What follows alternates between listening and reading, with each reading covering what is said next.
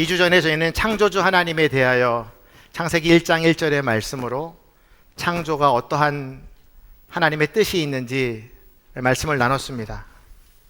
우리의 창조의 목적은 하나님을 찬양하는 것이다. 그리고 하나님은 우리를 창조하셨을 뿐만 아니라 우리를 은혜로 보듬어 주시는 주님이시다. 지난주에 우리가 함께 하나님의 그 은혜에 대하여 감사의 찬송을 올려드렸습니다.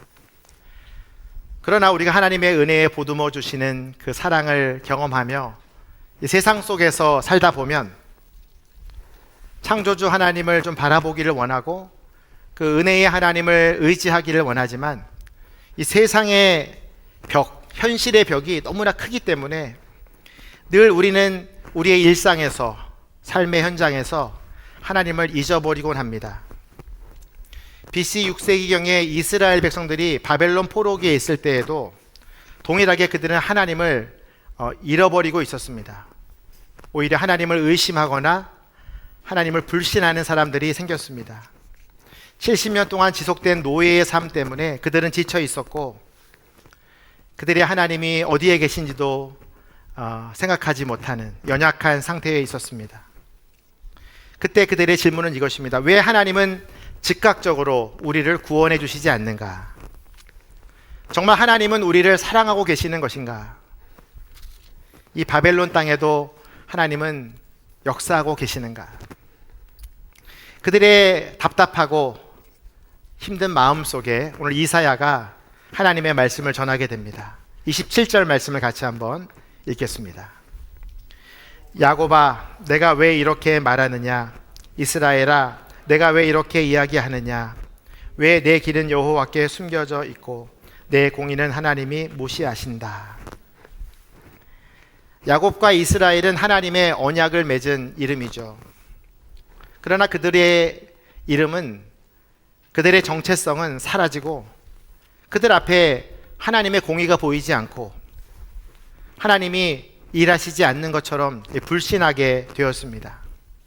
그러나 하나님은 절대로 그들을 홀로 내버려 두시거나 또 그들을 구원할 생각이 전혀 없는 분이 아니라 계속해서 일하고 계시는 분이십니다. 왜냐하면 그들이 바벨론 포로기에 처하게 된 이유는 그들이 우상 숭배를 하고 죄를 짓고 하나님을 떠났기 때문에 그들이 받아야 될 징계를 받고 있는 것이었거든요. 그 연단의 날이 끝나게 되면 그들은 반드시 하나님께서 다시 회복시킬 것이다 라고 이사야를 통하여 오늘 이사야 40장을 통하여 회복의 메시지를 전하고 있는 것입니다. 그때 이사야는 이스라엘 백성들을 향하여 하나님의 어떠하심에 대하여 선포합니다. 28절과 29절의 말씀입니다. 시작. 너희가 알지 못하느냐? 너희가 듣지 못했느냐? 여호와는 영원한 하나님이시고 땅끝을 창조한 분이시다. 그분은 지치거나 피곤해하지 않으시고 그분의 통찰력은 아무도 탐구할 수 없다.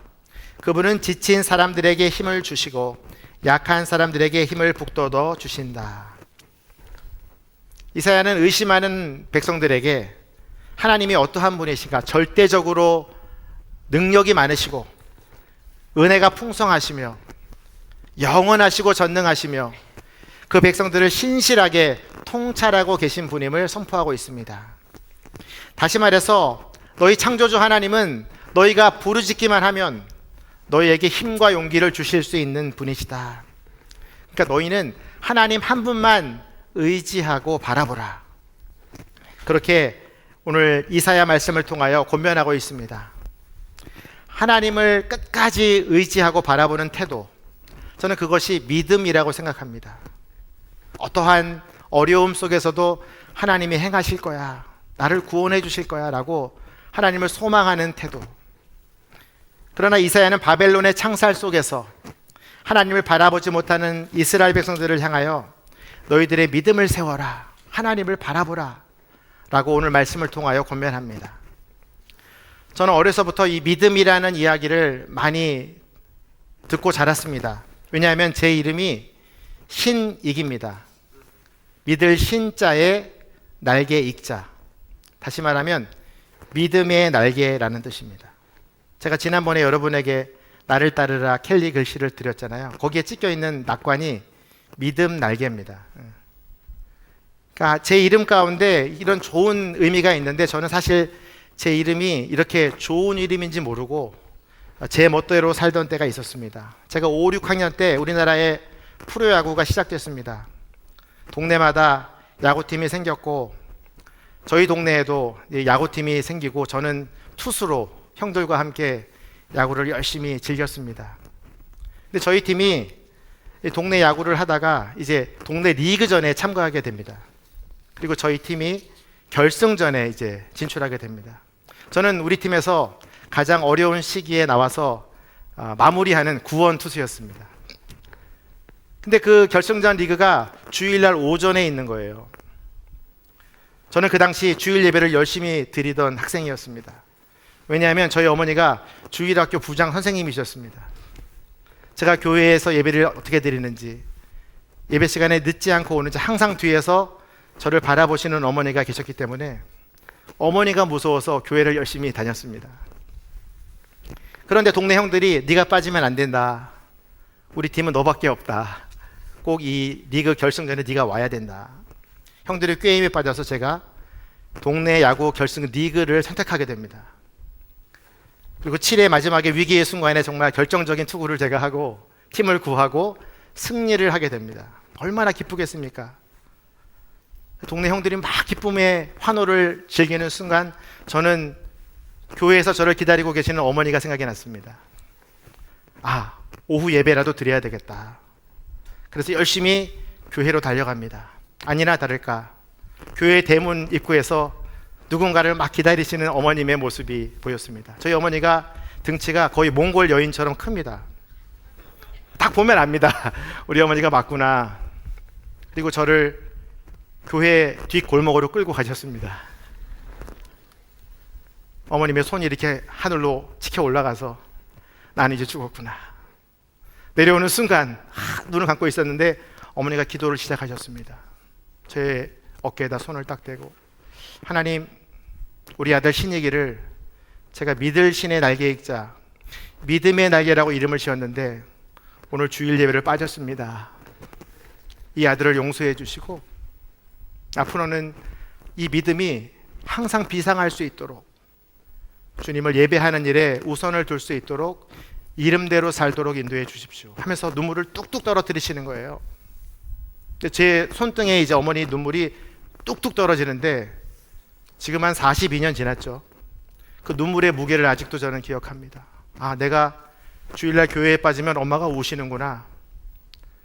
난 이제 주일을 절대 안 빠지리라 결단을 하고 43년 동안 한 번도 빠진 적이 없습니다.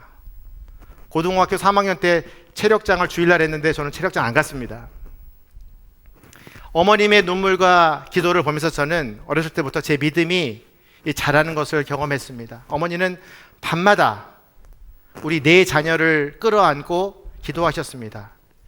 저희가 4남매가 있는데요, 전부 다 가운데에다가 믿을 신자를 넣으셨어요. 신영이 신혜, 신익이 신재. 이 4명을 날마다 부르면서 밤새도록 기도하시는 어머니. 그 어머니의 기도를 보고 저는 믿음이 무엇이고 하나님을 바라보는 것이 저런 것이구나 라는 것을 배우게 되었습니다. 오늘 본문에도 이 노예의 삶 속에서 자신의 정체성을 잃어가는 이스라엘 백성들을 향하여 이사야는 말합니다. 야곱아, 이스라엘아, 너는 하나님의 통치를 받는 백성 아니냐. 너희의 정체성을 확인해라. 그리고 하나님을 좀 바라봐라. 눈물 어린 이사야의 고백이 오늘 30절과 31절에 선포되고 있습니다. 같이 한번 읽겠습니다. 시작. 젊은이라도 지쳐 피곤하고 장정이라도 걸려 비틀거리겠지만 여호와를 바라는 사람들은 새로운 힘을 얻을 것이다. 독수리가 날개치면서 솟구치듯 올라갈 것이고 아무리 달려도 지치지 않고 아무리 걸어도 피곤하지 않을 것이다. 이사야는 선포합니다. 여호와를 바라보는 사람에겐 새 힘을 주실 것이다. 그렇다면 여호와를 바라본다는 것은 어떤 뜻일까? 우리가 잘 알지만 그 안에는 두 가지 의미가 있습니다. 영적인 의미 두 가지를 저는 영어 성경 버전에서 찾았는데요. 첫 번째 의미는 NIV 영어 성경에 이렇게 번역되어 있습니다. 여호와를 바라보는 사람은 새 힘을 얻을 것이다를 But those who hope in the Lord will renew their strength. 하나님 안에 내 모든 소원을 드리는 것이다. Hope in the Lord. 여러분의 모든 소망이 있잖아요. 그것을 여러분들이 가지지 않고 하나님께 드리는 거예요. 다시 말해서 기도하는 것입니다. 하나님, 전 이런 소망이 있어요. 이런 기도의 제목이 있어요. 하나님을 온전히 의지하고 기도하는 자에게는 하나님이 새 힘을 주실 것이다. 저는 여러분들이 이 믿음의 선포하기를 원합니다. 오늘 기도하는 시간에 나는 지금 혼자 있지만 하나님께서 믿음의 배우자를 만나게 하실 거야. 우리 아들이 지금은 재수 중이지만 하나님이 반드시 대학으로 인도하실 거야. 나의 이직과 진로를, 나의 승진을 하나님께서 책임져 주실 거야. 나는 지금 암에 걸려 있고 질병에 걸려 있지만 여호와 라파의 하나님이 치료하실 거야. 그러니까 모든 기도의 내용을 하나님이 이렇게 하실 거야. 하나님이 해결해 주실 거야. 이것이 바로 호프 인 더 로드예요. 여호와를 바라보는 사람은 하나님께서 하실 일에 대한 소망을 가지고 선포하는 것이죠. 저는 우리 대학 청년부의 모든 지체들이 여러분의 모든 소망을 하나님께 드리는 오늘 이 시간이 되기를 주님의 이름으로 축원합니다. 두 번째 영어 성경인데요. NASB 버전엔 이렇게 되어 있습니다. Yet those who wait for the Lord. 주님을 기다리는 사람은 이라고 되어 있습니다. 새 힘을 얻을 것이다. 우리가 보통 하나님께 기도를 하고 응답이 없거나 그 응답이 조금 늦어지게 되면은 기다리지 못하고 포기합니다. 아, 하나님이 뜻이 아니구나. 이 기도를 그만두거나 하나님이 행하실 일들을 기대하지 않게 되죠. 근데 오늘 본문에는 여호와를 바라보는 사람은 기다리는 사람이다. Wait for the Lord. 주님께서 반드시 이 일을 행하실 거야. 믿음으로 기다리는 것이 여호와를 바라보는 것이다. 이 두 개의 영어 성경을 종합해 보면 하나님께 우리의 모든 소망을 드리고 그 소망이 이루어질 때까지 끝까지 기도하는 것, 이것이 여호와를 바라보다, 여호와를 앙망하다, 이런 뜻이 있습니다. 오늘 이 의미를 가지고 개역개정 번역으로 함께 읽도록 하겠습니다. 시작. 오직 여호와를 앙망하는 자는 새 힘을 얻으리니 독수리가 날개치며 올라감 같을 것이요 다른 박질하여도 곤비하지 아니하겠고 걸어가도 피곤하지 아니하리로다. 이 말씀이 선포될 당시에 이스라엘 백성들은 하나님을 쳐다볼 힘조차 없었습니다. 왜냐하면 수십 년간 바벨론으로부터 먹을 것과 입을 것, 잠잘 곳을 제공받으면서 그들의 권위에 완전히 눌려버려 있었기 때문이죠. 그들을 바라보기만 해도 하나님은 안중에도 없게 되는 거예요. 하나님을 생각할 수 없는 극단의 피로에 빠져 있었던 이스라엘 백성들. 그러나 이사야는 말합니다. 여호와를 앙망하는 자는, 바라보는 자는 새 힘을 얻을 것이다. 그렇다면 이 새 힘은 어떤 의미가 있을까요? 그것은 뒤에 나오는 구절과 관계가 있는데요. 아무리 달려도 지치지 않고 아무리 걸어도 피곤하지 않을 것이다. 어떻게 이것이 가능합니까? 그 당시 지쳐있는 이스라엘 백성들에게 그들의 영혼까지도 만족시켜줄 수 있는, 그들의 육체를 회복시킬 수 있는 이 새 힘이 이해가 되지 않았을 것입니다. 바벨론이 공급하는 음식을 먹고 잠자리를 자고 나서도 항상 그들은 피곤했기 때문에 이 새 힘의 의미를 깨닫지 못했던 것이죠. 근데 하나님은 말씀하십니다. 너희는 내 백성이기 때문에 내가 주는 것을 먹어야 된다. 너희들은 내 사람들이기 때문에 내가 행하는 일들을 바라봐야 한다. 그러면 너희의 영혼은 회복될 것이고 새롭게 될 것이다. 하나님이 주시는 새 힘은 바로 하나님 나라에서부터 내려오는 강력한 하나님의 전능하심의 새 힘입니다. 어떠한 상황 속에서도 하나님을 바라보고 의지할 수 있는 힘, 그 새 힘을 주님께서 주시겠다고 약속하고 계십니다. 그 힘은 그들이 예루살렘으로 다시 돌아갈 때까지, 하나님의 뜻이 이루어질 때까지 견디게 하는 힘이었습니다.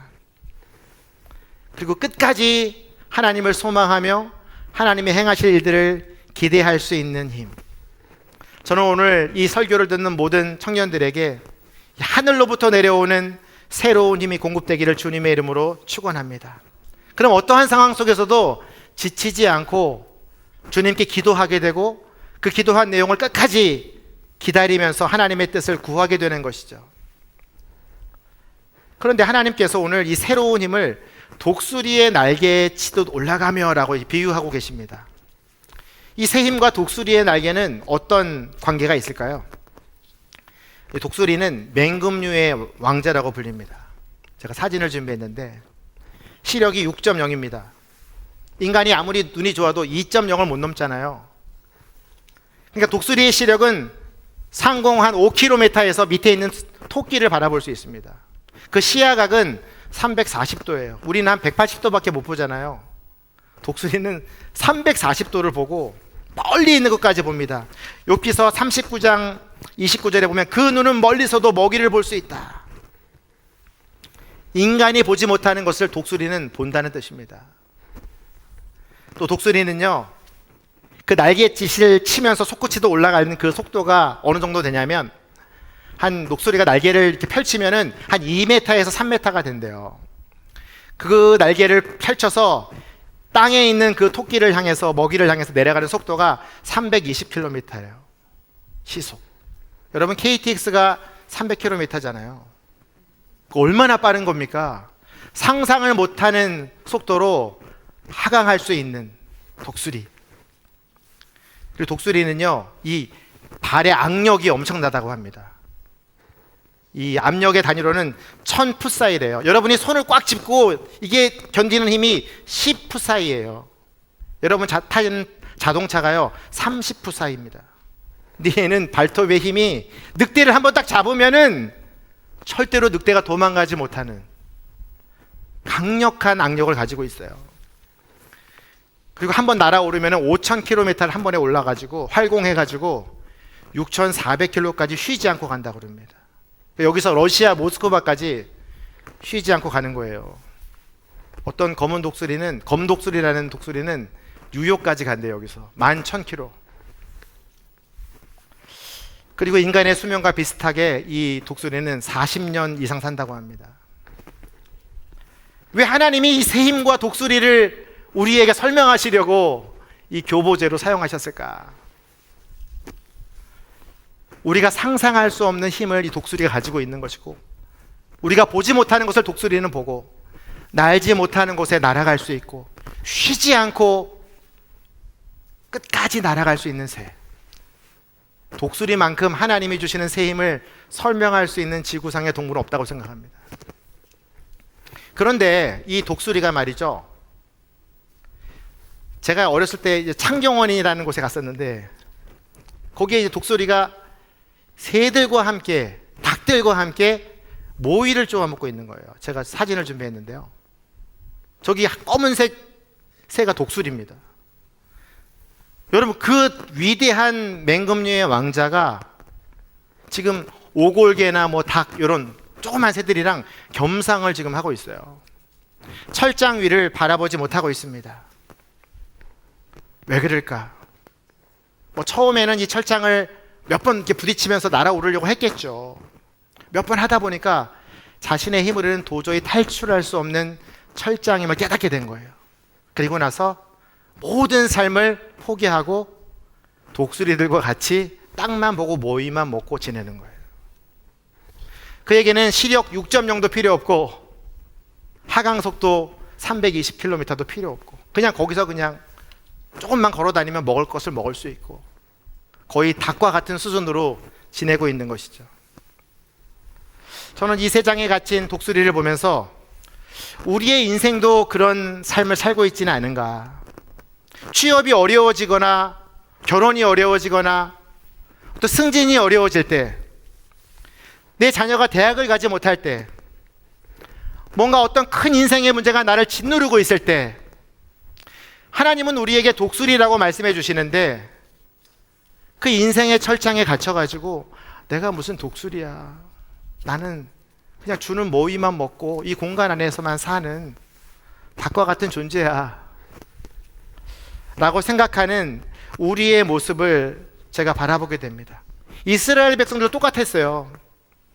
분명히 하나님은 이사야를 통해서 내가 너에게 나만 바라보면 넌 독수리의 날개가 있고 영원히 날아오를 수 있는 새 힘을 내가 너에게 줄 텐데 그 바벨론이라는 철장 가운데 갇혀서 나는 아무것도 아니야, 나는 연약해, 할 수 없어, 포기하고 있는 그런 철장 속에 갇혀있는 독수리처럼 보여지고 있는 것입니다. 제가 여러분들에게도 이 독수리의 날개가 있다는 것을 증명해 보이겠습니다. 여러분들 다 팔이 있으시죠? 팔을 옆으로 한번 쫙 펼쳐보시겠어요? 쫙. 옆에 사람 방해 안 되게 쫙 펼쳐보세요. 그리고 눈을 한번 감아보세요. 다 눈을 감고, 그리고 여러분이 독수리다 생각하고 한번 날아보세요. 됐어요. 손 내려보세요. 이건 입에서 나는 소리가 아닙니다. 독수리가 나는 소리였어요. 이 독수리의 날개는 우리가 손으로 표현했지, 팔로 표현했지만 사실은 하나님께서 여러분 모두에게 주신 날개입니다. 눈으로 볼 수는 없어요.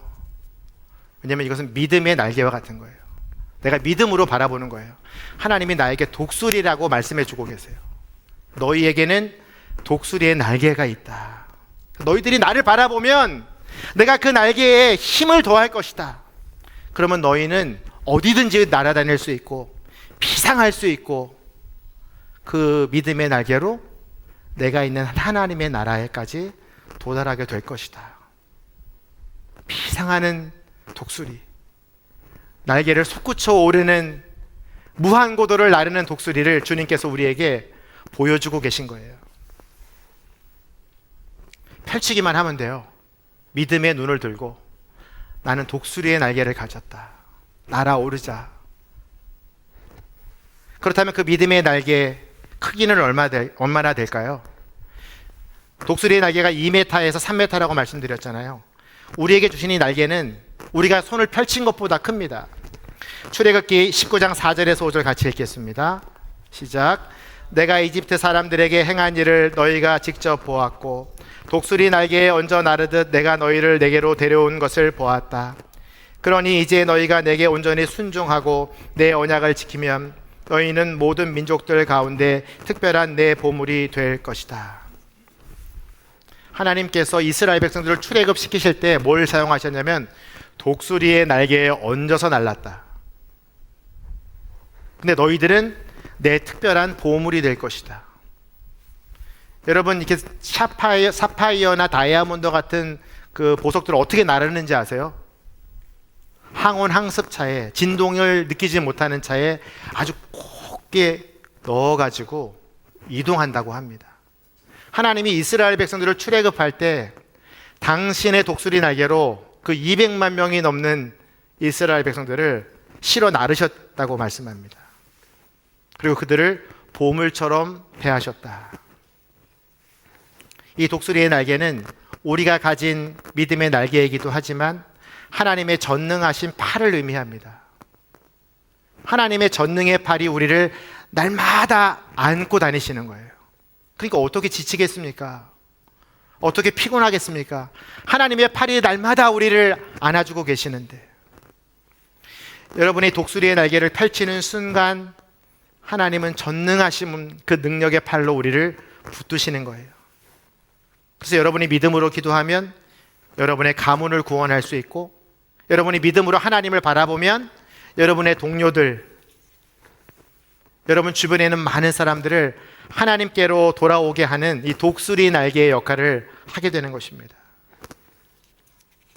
저는 여러분들이 오늘 이 말씀을 묵상하면서 여호와를 바라본다는 것은 바로 이런 것이구나, 이 일을 통하여 하나님의 전능하신 창조의 능력을 경험하게 되는구나, 이 날개를 펼 때에 하나님의 은혜로 보듬으시는 하나님의 사랑을 경험하게 되는구나.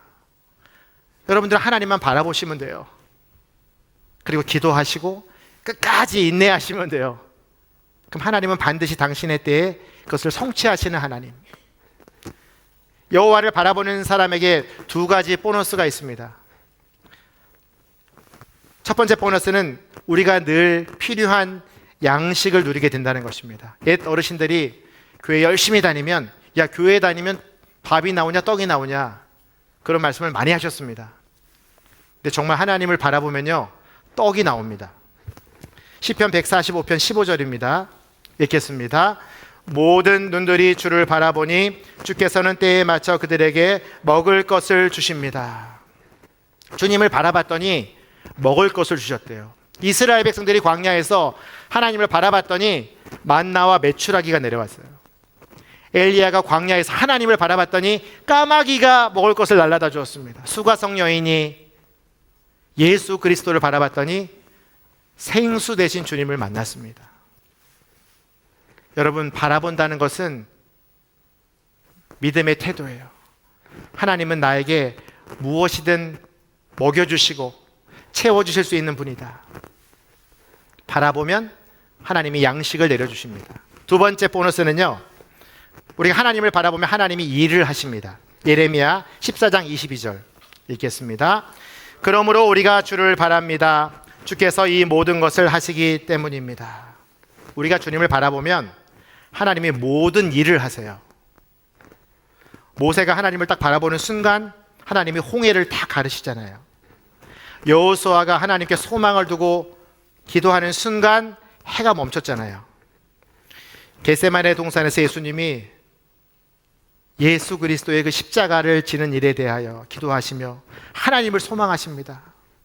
그렇게 순종하니까 인류 구원의 역사가 시작되었죠. 저는 우리 청년들이 여호와를 바라봄으로 수많은 간증들이 생겨지기를 축원합니다. 진짜 먹을 것이 온다니까요. 일자리가 열리고 믿음의 배우자를 만나고 결혼도 하게 되고 자녀도 낳게 되고, 하나님만 바라보면 돼요. 그리고 우리의 소망을 주님께 드리고 끝까지 주님이 주시는 그 새 힘으로 하나님을 바라보는 거예요. 근데 우리의 현실은 그렇지 않잖아요. 오늘도 지금 우리는 이 사각형 콘크리트 건물에 갇혀 있잖아요. 정말 힘들고 어려운 순간에 어떻게 이 말씀을 우리가 적용할 수 있을까? 여러분의 일터에서, 학원에서, 가정에서 정말 힘들고 어려운 그 순간에 어떻게 이 하나님을 바라볼 수 있을까? 간단합니다, 여러분. 여러분이 있는 그 자리에서 무조건 밖으로 나가셔야 돼요. 그래서 자연으로 나아가셔야 돼요. 원미동에 사시는 분들이 있다면 원미산을 올라가시고, 약대동이나 도당동에 사시는 분들은 춘희산에 올라가세요. 상동에 계시는 분들은 굴포천이나 상동 호수공원으로 가세요. 그래서 강과 하늘과 산을 보면서 아까 제가 시킨 대로 하세요. 팔을 쫙 벌리세요. 왜 그런지 아세요? 시편 8편 1절에 보면 여호와 우리 주여 주의 이름이 온 땅에 어찌 그리 장엄한지요 주께서 그 영광을 하늘 위에 두셨습니다. 여러분, 하늘과 땅과 강을 쳐다보면은요 하나님의 영광을 느끼게 돼요. 그때 여러분들이 제가 알려드린 대로 손을 쫙 펼치시고, 누가 보면 좀 이상할 수도 있겠지만 나는 독수리다. 나는 독수리의 날개를 가졌다. 비상하자. 하나님을 바라보자. 선포해 보십시오. 그때 하나님의 놀라운 새 힘이 여러분 가운데 공급되시는 것을 경험하게 될 것입니다. 이번 한 주간 여러분 절대로 피곤해하지 마십시오. 하나님을 바라보는 자는 걸어가도 뛰어가도 피곤하지 않는 새 힘을 공급해 주신다고 약속해 주셨습니다. 오늘 이 말씀을 기억하며 여러분의 인생과 가정 가운데에 넘치는 하나님의 새로운 힘을 경험하는 한 주간이 되기를 축원합니다.